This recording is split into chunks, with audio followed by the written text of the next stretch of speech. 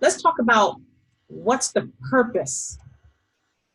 Remember when we were going through BEC and we talked about audit and we talked about it's the different lenses and the perspective of the auditor, of the accountant. This now is, you are now a EA, a tax person. And you're also going to be a corporate tax person. You're going to be an individual tax person, a corporate tax person, and then you're going to be an accountant who is familiar with legalities of accounting. So those are the sections that we're going to cover. You know the sections of the exam. I'm not going to go through that, blah, blah, blah. They estimated the sections. So we're going to talk about ethics, business, federal taxation for individuals and corporations and entities, and property taxes. So we're going to start first with individual. So I'm going to ask you questions because I want you to figure this out. Tonight, we're actually going to go over 2 of the 5 sections I mentioned. We're going to go through the federal taxation of individuals, and we're going to do the federal taxations of corporations. I want to cover those 2 parts, and then next time we meet, we're going to cover the last 3 parts, which are going to be the federal taxations of property, and then we're going to do the ethics, and then the business law. Okay? Good enough? Mm-hmm. All right. So let's talk about the taxations of individuals. Who is qualified? Who's qualified to file taxes? CPA. Huh? CPA, and then I think people can file their own taxes. No, right. So who's qualified? So who So should? anyone I think that makes over $500. Who's required? Okay, who's required to file taxes? Anyone that makes over $500 in the calendar year, right? What's Wrong. the standard deduction? When their income is greater than the standard deduction. Okay. That's when you have to file. And the standard deduction changed. And you must pay your taxes by April 15th. You'll have to pay your taxes, but you could extend the filing of the documentation until October 15th. Right now, all my individual slides are updated with the new regulation. Okay, and all of my slides are actually updated with the new regulation at this point, because that was the whole reason of me updating these presentations. Okay. So these are the people who have to file. Anybody who has income over the standard deduction, and they must file their taxes within by April 15th.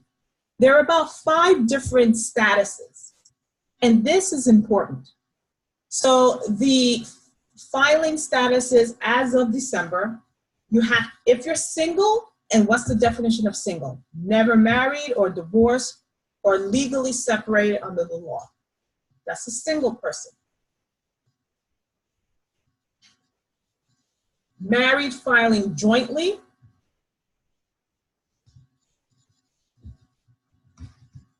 I'm going to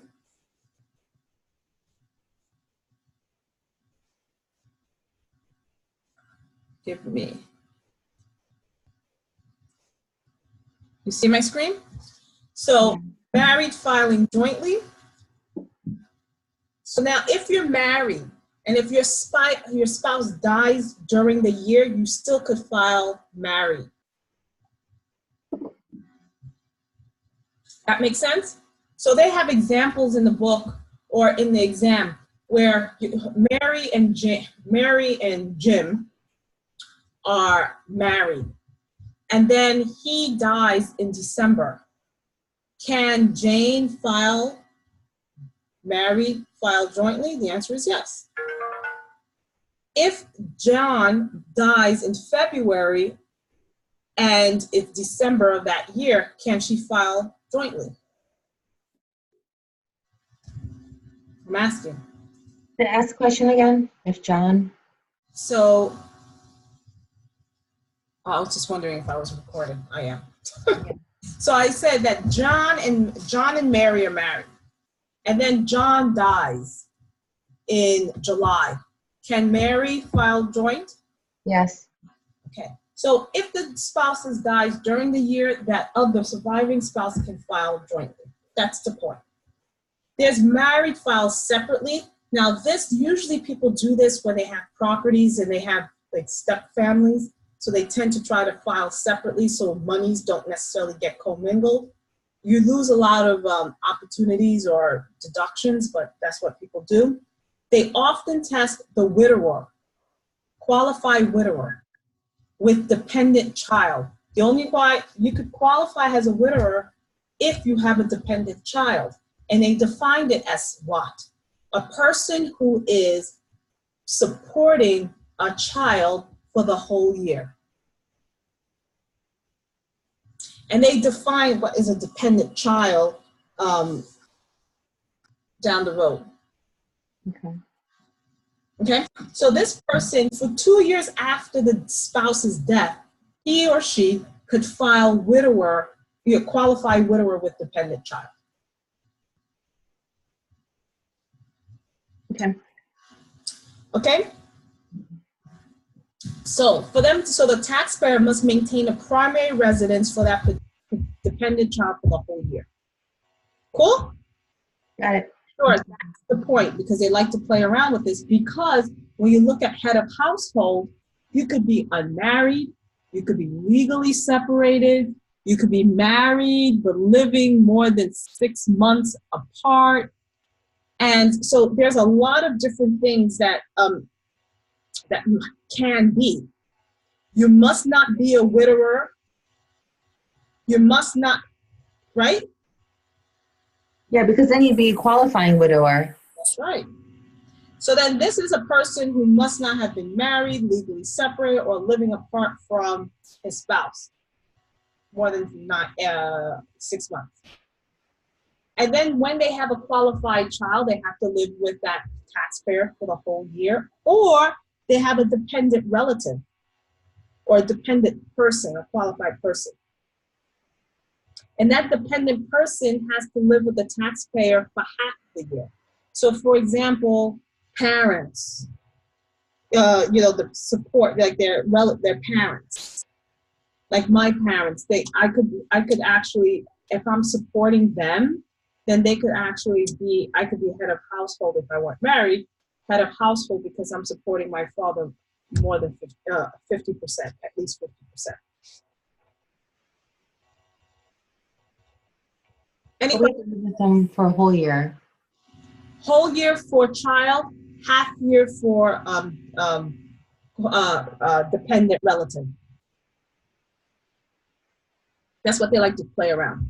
So now we're going to talk about what is a qualifying child, and what is a qualifying relative. Because what is that? So they talk about, so they have something, a mnemonic they call CARES. And then CARES is basically C for close relative. Son, daughter, stepchild, brother, sister, blah, blah, blah. Okay? Also includes adopted and foster children.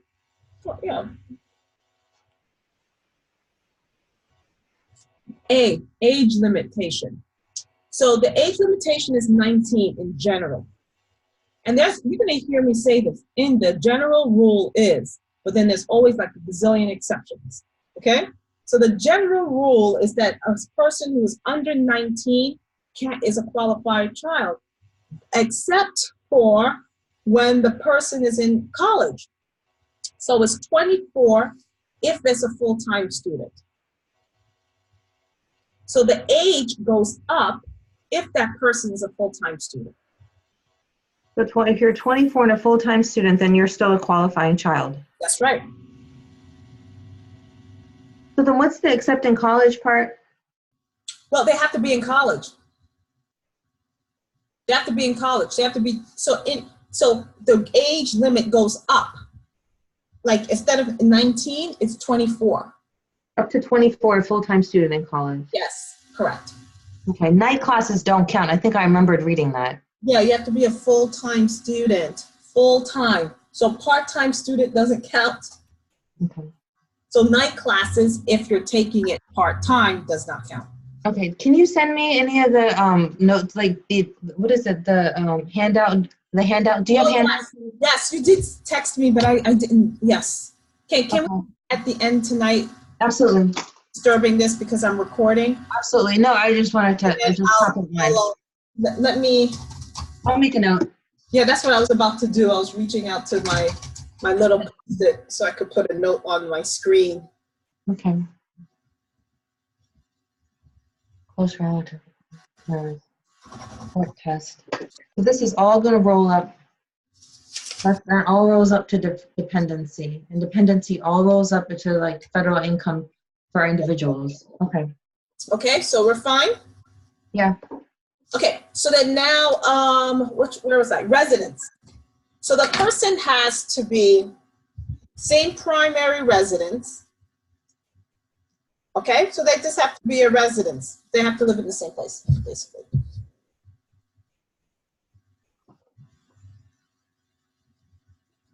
Okay.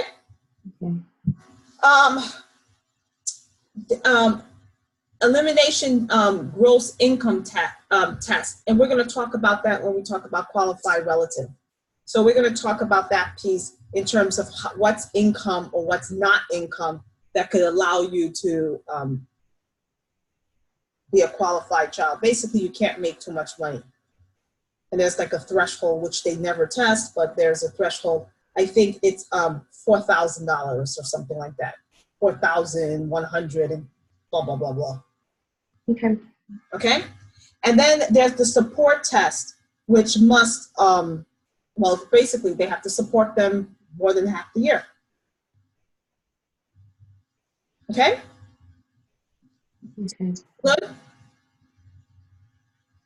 So far, so good? Yep. Okay. So then the qualified relative, this is now the taxpayer must provide 50% to claim, okay, 50%, or if they have multiple support agreements, meaning that if you have 2 or 3 siblings who are taking care of their parent, then there's so it has that one person or the person who has more than 10% support towards that parent will be able to use that person as a qualified relative on their tax returns. Normally it's 50%, but because if you have more than one person, then you have, it's not 50-50, but someone's gonna have to give more than the other, okay? Mm-hmm. And then so under specific amount of taxable revenue should be eliminated. So then we're gonna talk about what's that taxable revenue. The Social Security is okay, you know, that type of stuff.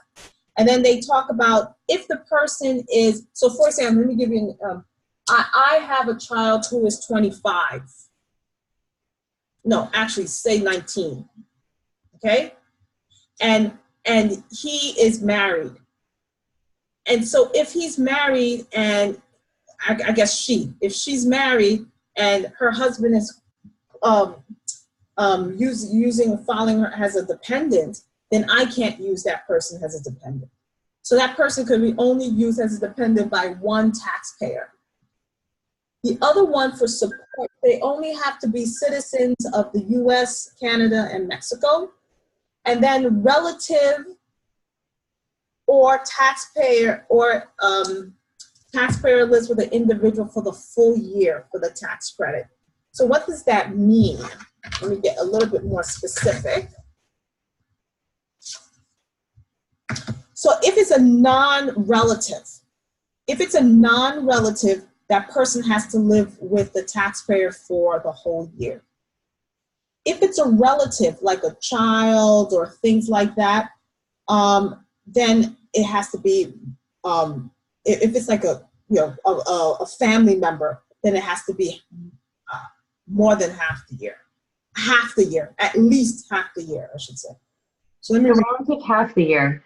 Yes, at least half the year. Well, I said relative whole year. I need to change it to relative half the year. Correct. Because a relative or taxpayer lives with an individual for a whole year. Right. If your qualified child is for the whole year, if your relative is more than half the year, and if you are a stranger, meaning you live with an individual and it's not like a relative or something, it's like, a cousin or something like that, Mm-hmm. they must live for the full year with you.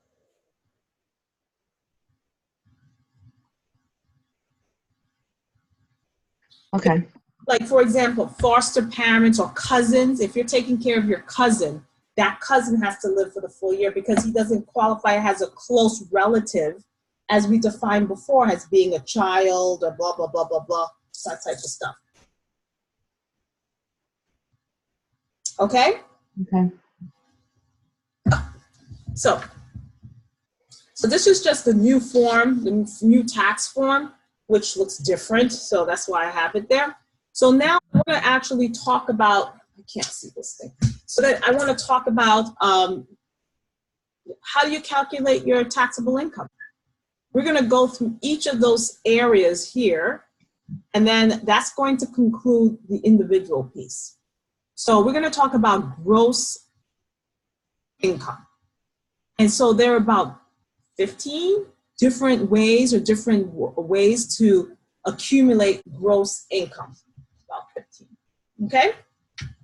But before we even start, I want us to talk about gross income overview. When there's a taxable event, then that means there was income generated and the item is going to be at fair market value. The basis will be at fair market value. If there's a transaction that occurs and there's goods and cash involved, it is now taxable and it's at fair market value. Remind me what boot means again. Boot means cash. Cash. Okay, that's what I thought. Uh-huh. Non-taxable events. That means there's no income. There's just transfer of assets, and we're going to talk about that. Then it's going to be net book value, okay? So which means there's no taxable event. So then the person is going to receive the basis of the other person. So for example, if you and I are related somehow, for whatever reason we're transferring property, you could transfer it to me that your property is worth $100,000. You transfer it to me. My basis now is $100,000. If you want, you could have sold me the property and then for $150,000. So guess what? My base is going to be $150,000, and there's going to be a taxable event of $50,000. So there's things that if you sell. So let me give you the first scenario. You and I are sisters, and so I transfer a property to you. Just change the name, and I give you the property. Let's just, okay? Forget about taxes and everything. That's, like gift taxes and all that stuff. Okay, so I transfer the property to you. You're going to, and the property is worth $100,000. That is not an event, a recorded event, a recognized event. It actually is a transfer. It's a realized event, but it's not like a transaction that identifies or that creates income. It's a transfer of assets. And so my basis, the value I have in that property, $100,000, is now transferred to you. Good? Thumbs up? Yeah, that's if it's sisters, then it's an arm's length transaction, right? Just don't get it. Yes. Okay, don't think about it like that. That's fine. Okay. All right, because right now I'm just trying to get there's two types of events in taxes. There's non-taxable and there's taxable. So this is non-taxable. Correct. And it's non-taxable because you're just transferring property. Yes, to one person to another. Okay. If you sell me the property, you're still transferring it to me, but in this situation, you're saying, you know what, I'm going to sell it to you for $150,000. Well, that's a taxable event. And so your basis minus, so I said it was $100,000, so you're selling it to me for 150. So the gain or the profit will be the $50,000.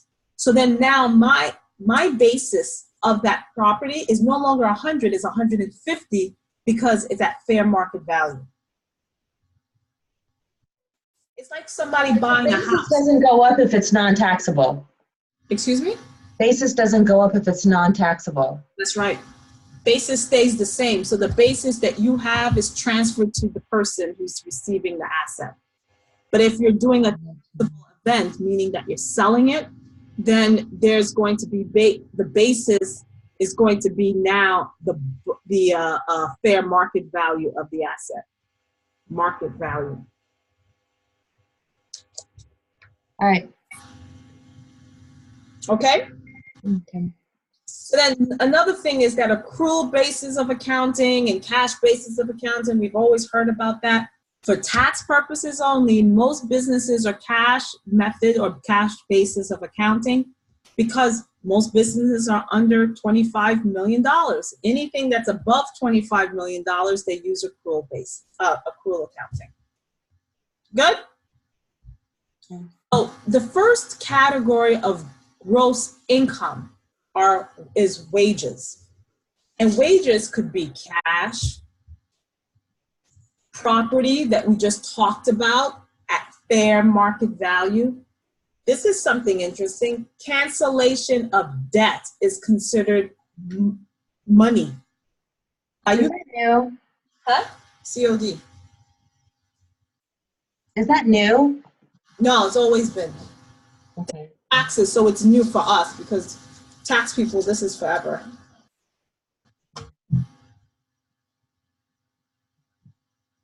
Yeah? Okay, so bargain purchases are like BPO, the bargain purchase option. Yep. It's when you take it. It's when you take the bargain purchase option.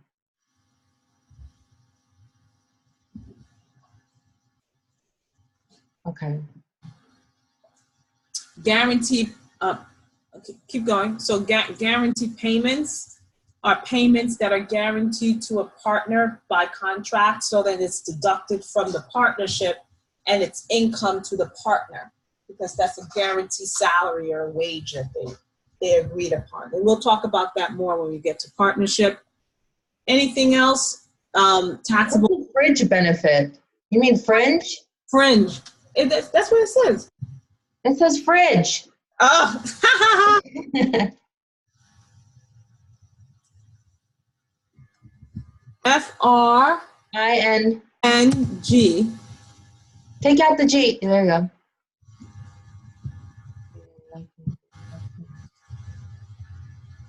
Okay. Portions of life insurance. This is life insurance. So remember, well, we didn't talk about this, but premiums above the first $50,000 is not taxable. Anything above that is taxable to the employee. Unemployment okay, you good? Unemployment compensation. Oh, really? That's taxable? Yes, unemployment is taxable. That's how people get jacked up because they think that they're getting free money, but they should hold some taxes behind while you're getting unemployment, or else you're going to be really sad at the end. Really sad. However, workman's compensation is not taxable. So people tend to commingle both of those things.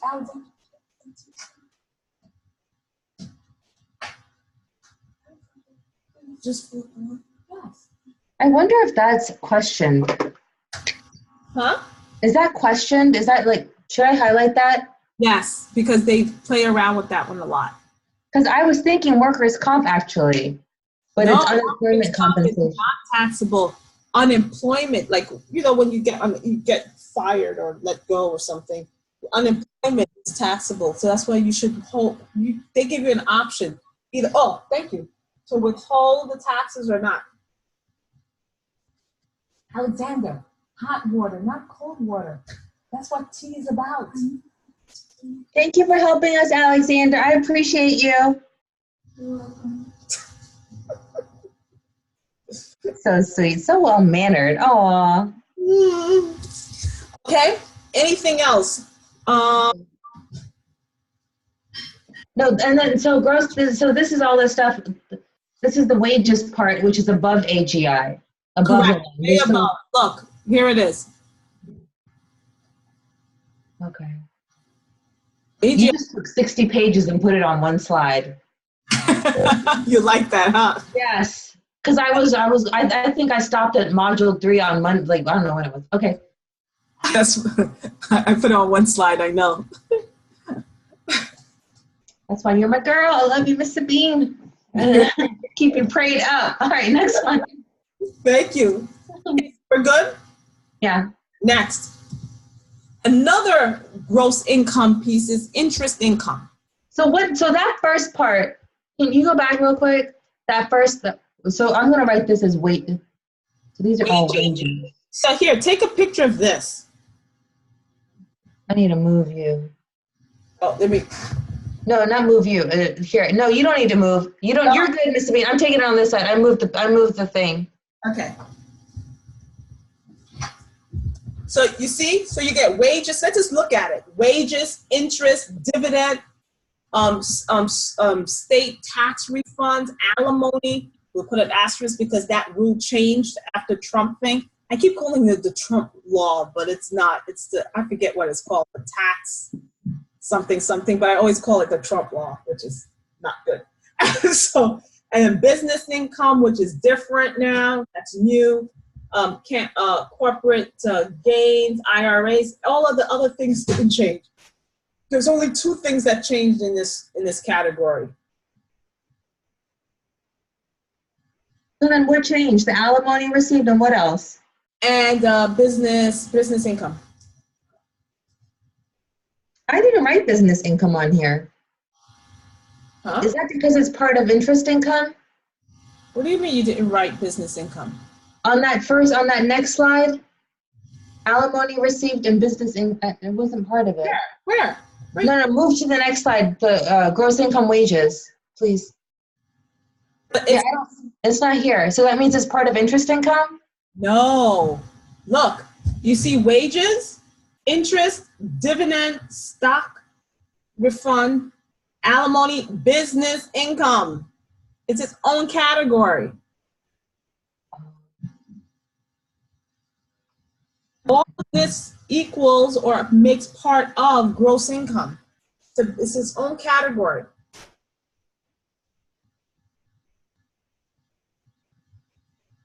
Okay. Getting it? Yeah. Yeah. Okay, so I'm going to go back now.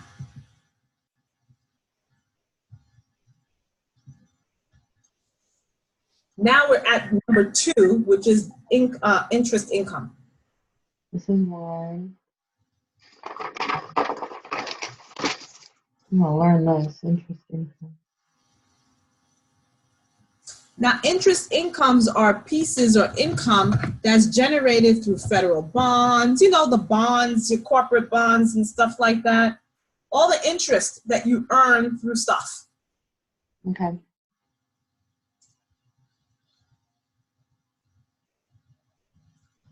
Okay? Is there like an order of ops for this, or is it like, there has to be, right? First it's federal bonds, and then next line would be like industrial development bonds. Yeah, but they don't go that deep. Okay.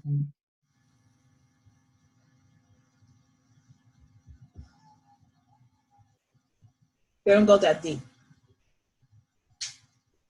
These are the tax, okay? Tax exempt interest income. Tax exempt. So here is taxable interest income. This one that we're talking about here.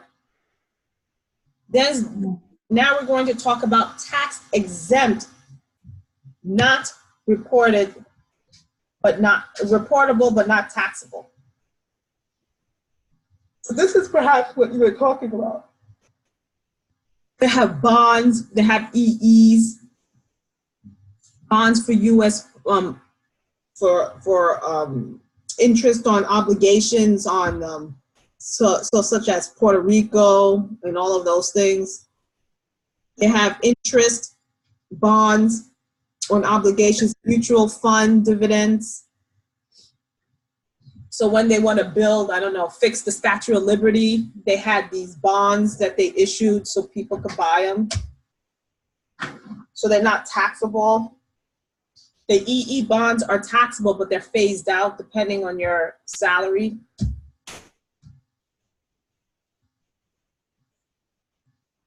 Basically based on your AIG. AGI, AIG. The AIG is a company. AGI.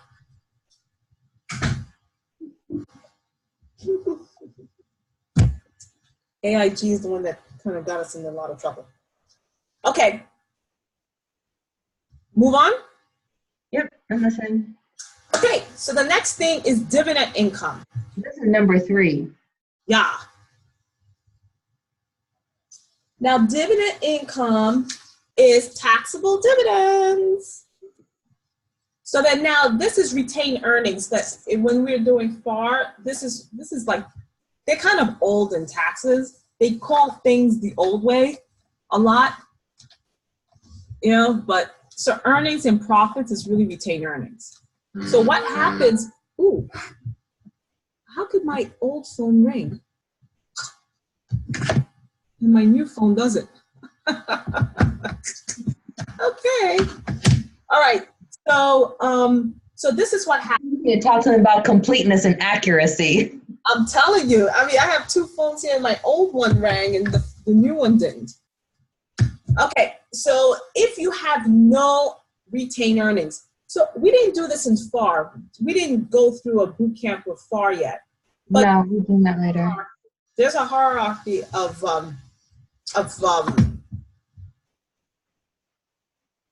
monies being returned, okay? So if there's no retained earnings, you reduce the basis. You're reducing your basis because you have nothing, you're on empty. So the first thing that you do is that you tap your retained earnings, right? Think about it, you have a savings account. There's retained earnings is a savings account. It's your assets minus your liabilities equals your stockholders' equity. That make sense? Yeah. Owner's equity. So Yeah. dividend income is a withdrawal from owner's equity. That's right.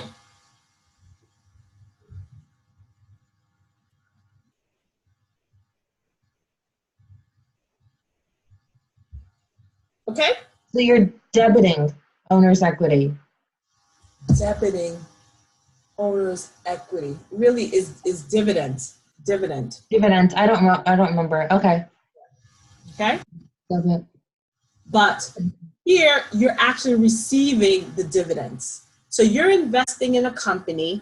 So it's okay. Dividends, because this is dividend income, not dividend expense. So increase owner's equity. Yes. So here you'll be increasing. Okay. Okay? If no earnings and profit, non-taxable, and reduces basis of stock. Right. So then if you have, they have no, that's going to reduce your basis. So you invest, we're going to go through this. You invest in Apple for $100,000. And then there's no, you're supposed to get a return on, they're supposed to give you some money back.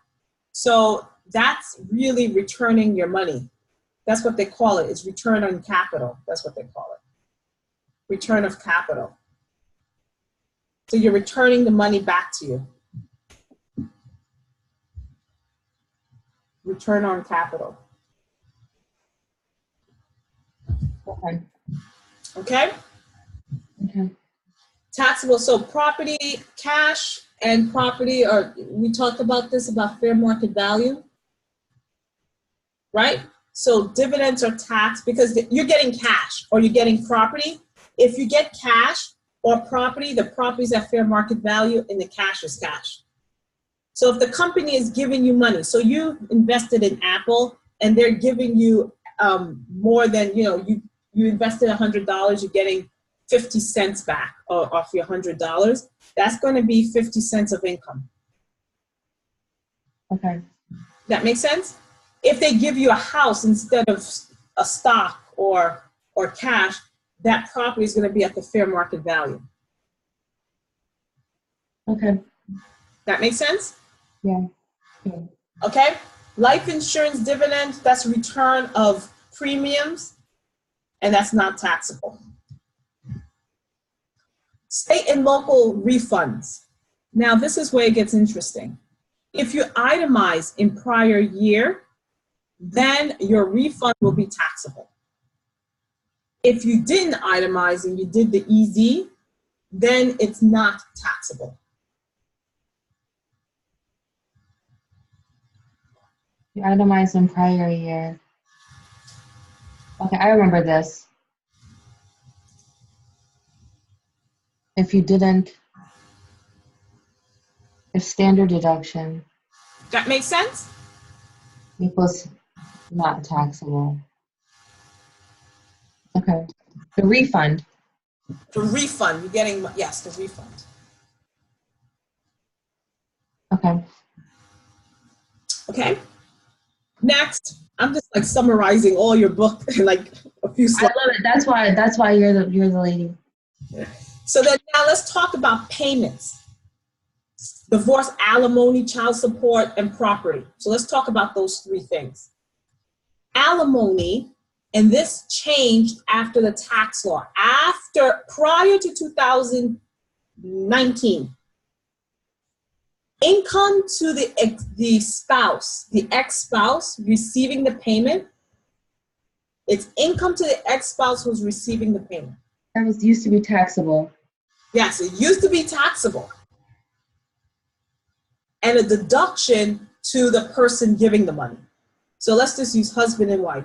The wife recognized as is a taxable income for that wife. The husband, deduction.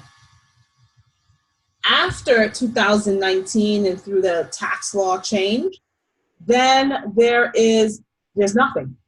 No income to the ex-spouse, and alimony payments are not deducted, not deductible.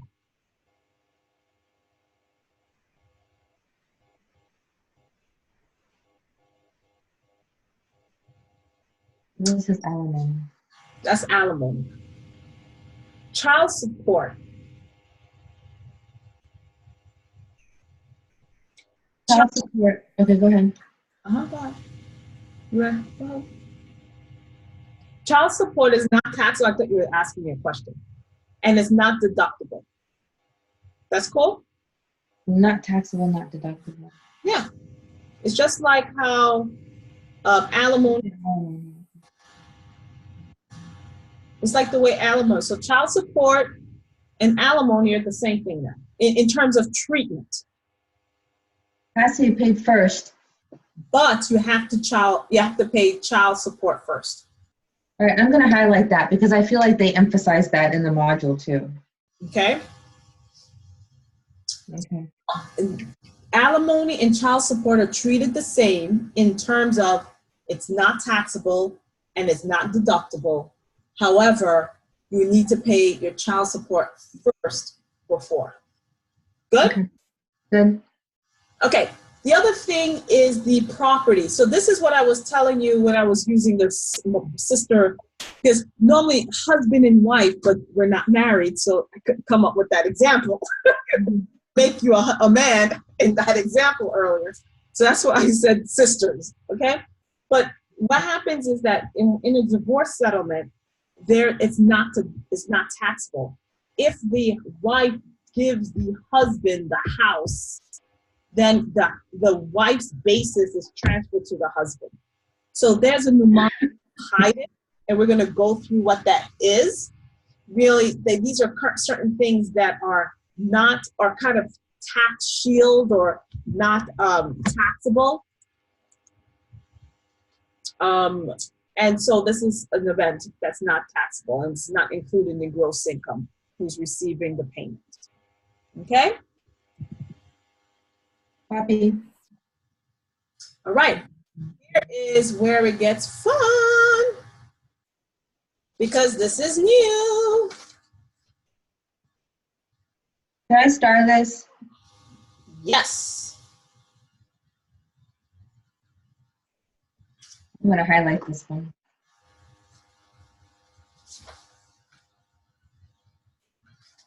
I'm also trying to take notes better, so Oh, it's not crazy.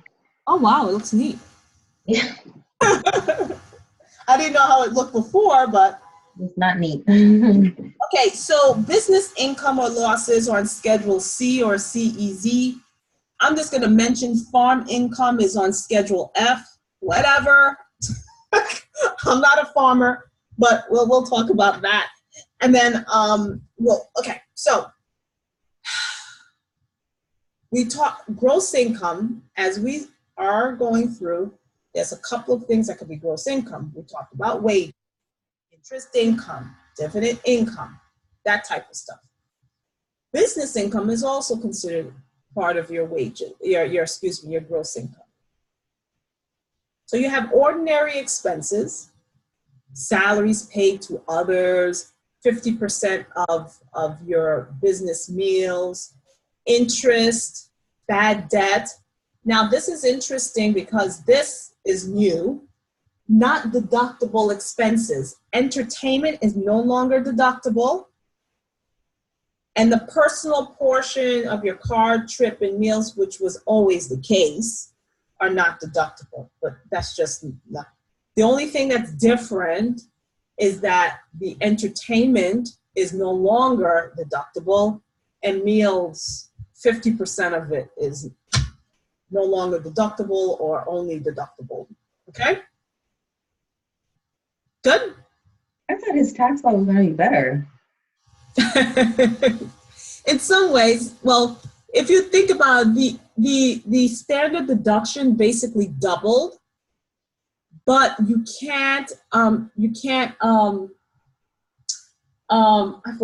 forgot what they're called now. Wow, it's only been 6 months and I forgot the terminology from the old tax stuff.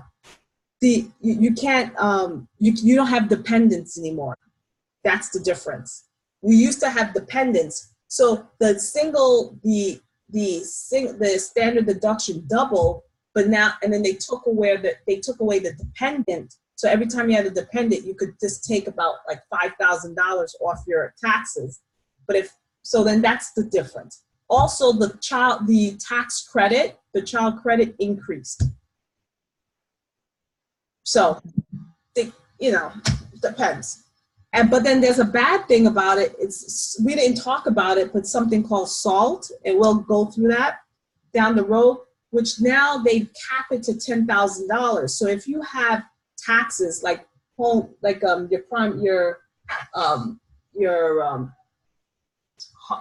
it called? Property taxes. Like me, my property taxes are more than $10,000. Then they cap it because now your state, your something else, your income, your property taxes, everything is lumped together. Before they used to be separate. Everything is lumped together and they cap it to $10,000. So people who lived in high income tax, high property tax states like New York, California are getting screwed a little bit. It's like this year, I had $21,000 worth of taxes that I lost because I couldn't claim it because I got capped at 10,000. So it depends on your perspective. That's why they were saying in politics, which is that where the blue states, right? The blue states, the southern states are getting the benefit while the northern states are not, and the northern states didn't vote for Trump. So that's why they say he's trying to screw those type of states, but whatever. But the numbers are the numbers. So numbers are the numbers. Yeah. Right? Okay. Anyway, so business income is really a pass-through. So then if you have a business, and it depends, if you're a partnership, is on your K1, if it's a S-Corp, is on your K1. Okay? Now, let's talk about, so that losses are allocated up to basis, and income is taxed when earned and reported for your partnership. So the S-Corp, it's on some other form, who cares? And then, so losses are allocated to basis, and income is taxed when it's earned. But the difference between the two is the per share per day basis. So they allocate basis for the S Corp per day. That's the difference between the two. And partnership. Besides that, S Corps only have 100. Do I need to write down the losses allowed up to basis? Yes, up to basis. Out of all this, what's the most important thing to write? That the per share per day. Let me move my cursor. Ooh. Here. See my cursor? Per share per day basis. That's the most important thing. So what do I write for partnership that's most important? That it's losses allowed up to basis? Losses are yep, up to basis. You can't get negative losses. That's basically it. They like to test that. All right. I'm just trying to see how this fits, because I think part of my problem is see how things roll up. So this gross income, this is still under business income. Right. This is all under business income. Let me just go back to this picture that we were on. This one. Yeah, I'm going to keep that picture open. So that picture, we're at business income right now. So 5, wages, interest. 5, 6 of this one. Yeah, my problem I think in the past has been I don't understand how things roll up. Okay. And so what's the next one then? This is the flow through business entities. Yeah, so this is business income. Let me I try to keep it in the order. I think that's good. That's helpful. Okay, so let's do it. So income types and loss factors. So there's different types of income types. There's ordinary income, which is business income. There's portfolio income, which are from interest and dividends. This is kind of a summary because we talked about interest income and dividend income. This is when you have a stock portfolio and you're an investor like us and our mutual funds or whatever, and we get income through dividends that we earn by our stocks or income from the bonds that we hold. Cool? Okay. Capital, huh? I took a picture. Capital income is selling and purchasing of stocks. Well, no, we didn't do far yet, but yeah, there's stocks that we purchase on the marketplace, and that's it. And you get gains and losses. And they're called capital income. There's something called passive income, which we are going to kind of do a deeper dive. And that's basically rental income. That's what they like to focus on. And yeah, and we'll talk about that piece. Okay, switching gears a little bit. When you talk factors, so when we talk about S Corps, we talk about tax basis. When we talk about partnership, is at risk basis. That means what you have invested. That's basically what that is. And we talk about rental losses, that's passive, active losses. So this is what you have vested in that whatever. So when you hear that, that's what it is. And then the last part, which I put an asterisk on, and we'll go through it again, the last bullet, access business losses. So let's say you have a business loss, not an income. You could actually your maximum allowed is $500,000 or $250,000 if you're single, okay? And this is what changed. The law changed here. I'm not going to tell you, I don't want to confuse you of what it used to be, but here is what's new. And so what they're saying now is that the excess business losses can be carried forward indefinitely. Oh, it used to be 5 years back. It used to be 5. Was this the 520 rule? Is this the 220? It was 220, 2 years back, 20 years forward. I thought it was 520. Okay, never mind. I try not to remember it anymore because it kept me off. No, that's okay. But what I remembered, it was like 2 or 5 years back, and then 24. I think it was 2 years. It was 2020. So 2 years back, 20 years forward. Okay, I remember certain things. Okay. right? I might be thinking about something else. So then now, well, this is the new world, is that now you could carry it indefinitely, but it's not one for one. You could only have 80% of, okay, of your income carried forward. Okay, this is a dumb question, but I'm going to ask it. They're heavily testing more of the changes, right? So I need to highlight this? I don't know, because I haven't had someone take the tests. Well, I've had people take the test, but the first quarter they did not test it. None of the changes. So that's why I'm emphasizing it now to you guys. It's because now they have 1 quarter of time that they tested stuff. So who knows what they're going to do. Has anyone taken it in Q2 yet or no? Nope, people are waiting for the last possible minute. So I'm the guinea pig.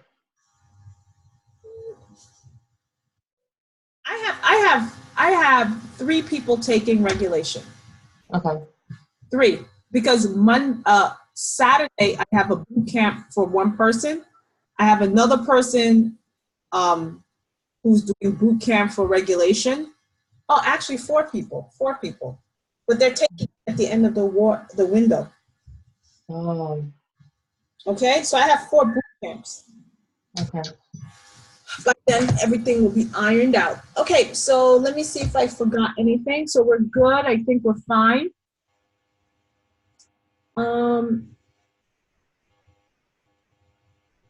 Right. So I was telling you before. So then the NOL is a deduction, is deductible, and any access is carried forward for over to offset 80% of future income. Before it used to be 100, 1 for 1 or 100 for 100. Now it's only 80% of future income. Uniform capitalization rule, we're going to deal with that later when we talk about properties, real property, and personal property, which is not really personal, but okay. What's it called? Uniform capitalization rules? I don't remember this. Yeah, this is oh my gosh. Oh, 25 million. Yeah, it's makers. I'm sorry, just completely. Oh, MACRS. Yes, makers. That's where this is this. Okay. Okay. I don't remember makers, but I remember maker. Like I remember the term. Okay. Yeah, makers. We'll go through that. Okay, thank you. So then now self-employment tax, and I'll put an asterisk. They don't get this technical. I just put this in here because that's the rule. Where is the self-employment? Oh, it's federal self-employment tax? Yeah, self-employment, you pay 7.5. And if you're self-employed, you pay both halves. But if you have a company, and you're an employee, you only pay half of that, 7.5. All right? Okay.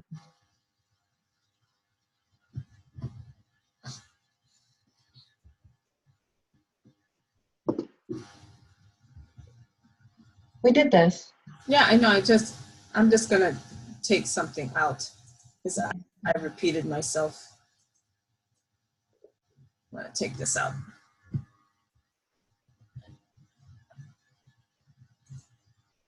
No, I don't like wasting space. I thought it was good because that let me know it was super important. No, but I put it down here. I put it here. It's right here. Yeah. Right? Yeah.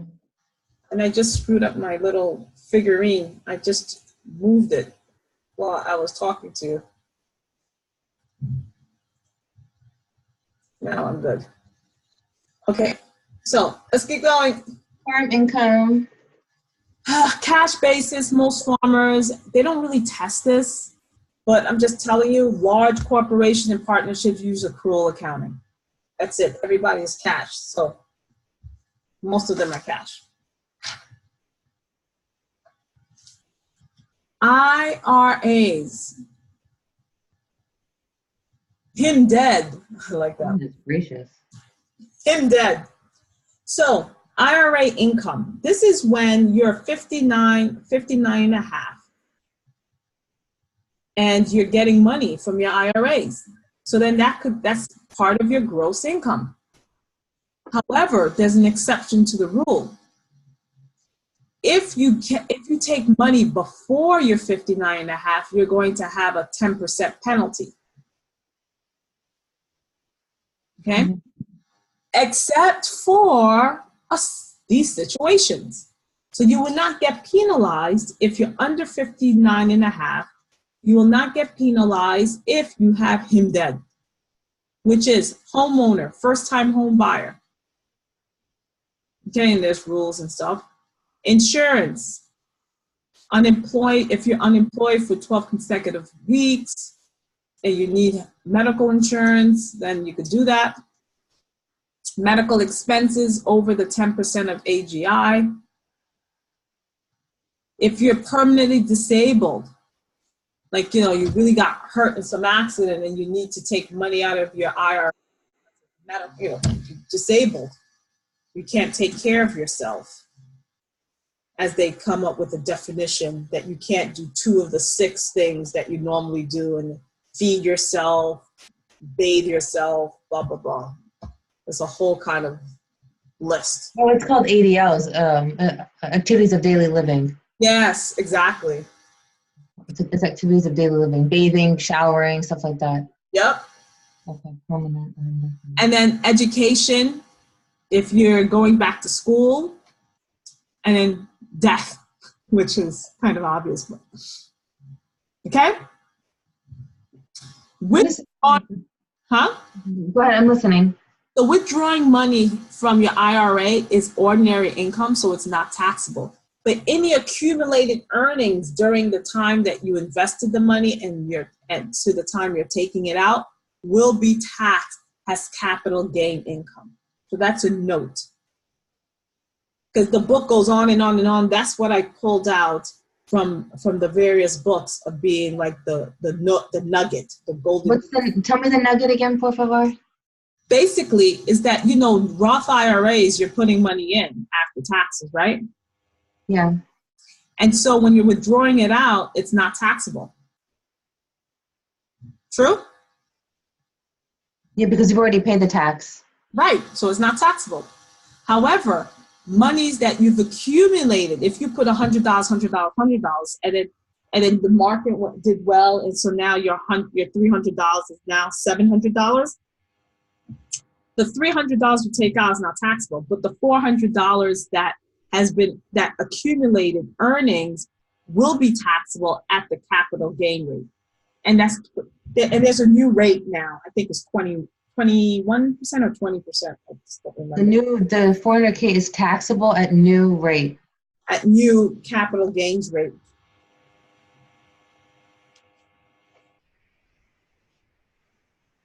Hold on a second. My mom just came in. Let me check in with her.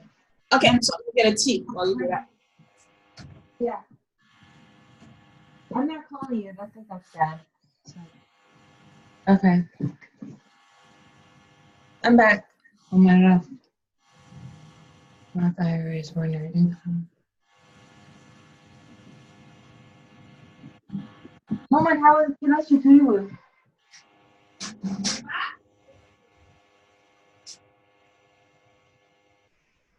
Oh no. What about your gym stuff? Are you back? I told you don't. I told you bring it with you. Okay, I gotta go. I'm in class. I'll see you. Okay, bye. I'm still, yeah. What time is it? Mom, I should finish in like 2 hours. I should be fine. Are you okay? Are you ready? I'm ready. Okay. So, any questions on this? Yes. Okay. Well, my question relates to 401k. 401k. Okay, go ahead. I'm listening. So the 401k, because I think right now it's before tax. I'm using pre-tax dollars. Correct. For our 401k, and so I would have to pay. You'll be paying taxes when you withdraw it. Even if my employer provides like I don't know, whatever percentage that I don't remember now because it changes. There's a tier, how many years you work with the company. Yeah, any earnings, you'll be taxed. All right. The assumption is that you're not going to be in the same tax bracket as of now, because you're going to be in the lower tax bracket, so you're going to be taxed at a lower rate. That's the assumption. But you're going to